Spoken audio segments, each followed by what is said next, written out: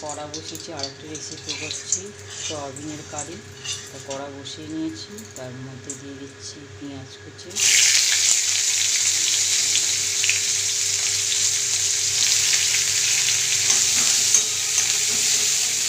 পেঁয়াজটাকে আমি ভাজতে দিলাম। পেঁয়াজটা হালকা লাল ভাজা এসছে, একটা তেজপাতা দিয়ে দিলাম কেটে।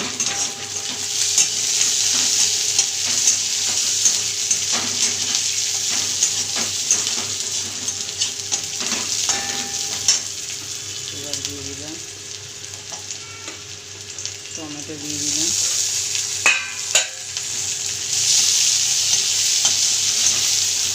এবার আমি আগে থাকতে আলু ভেজে রেখেছিলাম হালকা করে, সেটার উপরে দিয়ে দেবো। ভাজা আলুগুলো আমি দিয়ে দিয়েছি, জিরে দিয়ে দেবো, কিছুটা গোটা জিরে দিয়ে দেবো, সেটা ভেজে নেবার সঙ্গে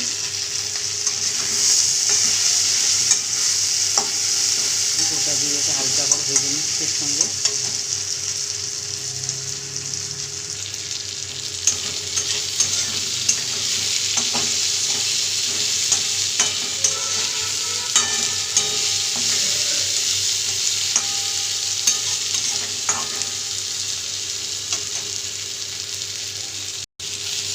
এটা ভাজা হয়ে যাচ্ছে, হালকা লাল জিরেটা ভাজা হয়ে যাচ্ছে। এর মধ্যে এবার আমি সয়াবিনটাকে আদা রসুন জিরে টমেটো কুচি দিয়ে সব ম্যারিনেট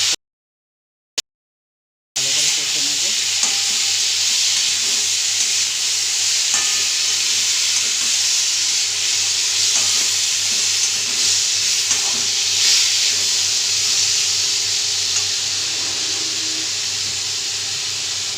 এটা আমি সয়াবিনটার মধ্যে নুন দিয়ে ম্যারিনেট করে রেখেছি, তাই নুনটা আমি আর দিচ্ছি না।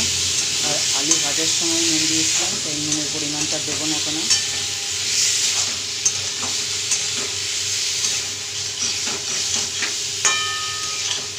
সোয়াবিনটার মধ্যে যেহেতু মশলাগুলো আমি ম্যারিনেট করে রেখে দিয়েছিলাম, তাই আলাদা করে আর কিছু দিচ্ছি না, ওটা খালি কষে নেব। আমি ঢাকা দিয়ে দিয়েছিলাম,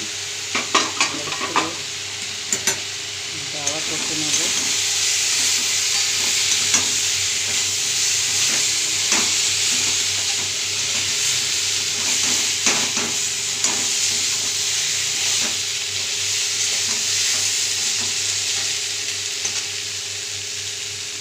কষা এসছে, এবার অল্প করে আমি জল দেবো সেলাই, এবার একটু কষে নেবো আমি এটাকে।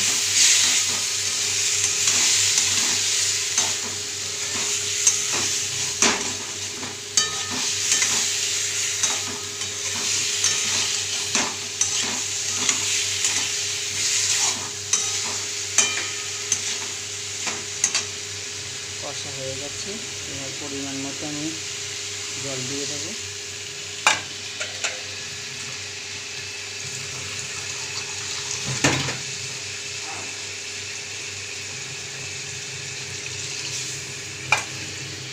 পরিমাণ মতন জল দিলাম, এর মধ্যে তবে আলুটা হালকা ভেজেছিলাম, আলুটাও সেদ্ধ হয়ে যাবে।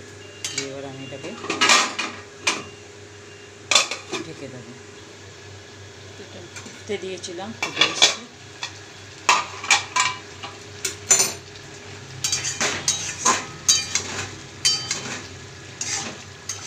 হয়ে গেছে, আলুটা সেদ্ধ হয়ে গেছে।